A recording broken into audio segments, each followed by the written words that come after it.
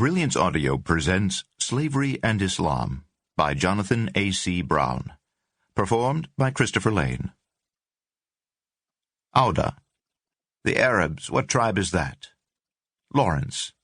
They're a tribe of slaves. They serve the Turks. Auda. Well, they are nothing to me. Lawrence of Arabia, 1962.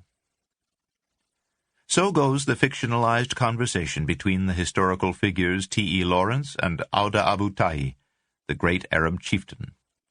A similar cinematic pronouncement was made nearly 40 years later, when the protagonist of the science fiction classic The Matrix, 1999, learns that humans are living in a computer-generated virtual reality, while their bodies generate power for machines.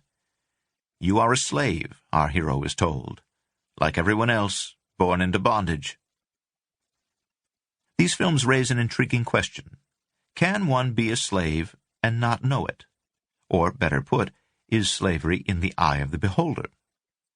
Ben-Hur, 1959, another blockbuster, had similarly touched on the nature of slavery. The young master, Judah Ben-Hur, welcomes home his family's skilled old slave, Simonides. My life belongs to the house of Hur, Simonides coos sincerely before asking his master's permission for his daughter to marry.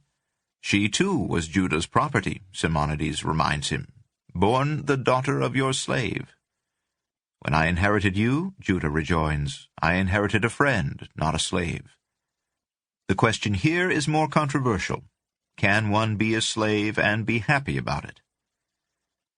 In 1917, around the same time that Lawrence's admittedly absurd exchange with Auda would have taken place, the Ottoman wartime government issued a new family law. It introduced restrictions on marriage age that were unprecedented in Islamic law. A particularly outspoken and conservative Muslim jurist named Sadreddin Effendi, died 1931, wrote a livid response. Muslims should know, he wrote, that this law would deprive them of their God-given rights under the Sharia and make them slaves, kolaler, of the state. This was an ironic complaint. Through the late 1800s, the upper administration of the Ottoman Empire had been in the hands of a bureaucratic class who were actually called slaves, kular. But these slave bureaucrats were slaves in name only. Their title was merely a vestige of earlier times, when the master-slave relationship had been how the Ottoman rulers expressed and maintained loyalty and sovereignty. In fact, earlier Ottoman political writings had often used the phrase kul, slave, to convey what European authors after the 16th century expressed as citizen or subject. The Ottoman Empire was not alone in relying on the idiom of slavery.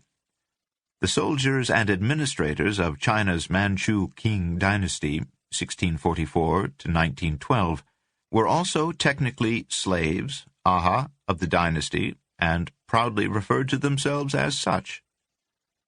By the later Qing period, the title of slave was applied to anyone of Manchu descent in imperial China. But neither Ottoman subjects nor King Manchus lived in any servile condition. Here we face a third thorny question about slavery. What makes one a slave? Is it a label or a reflection of one's actual conditions?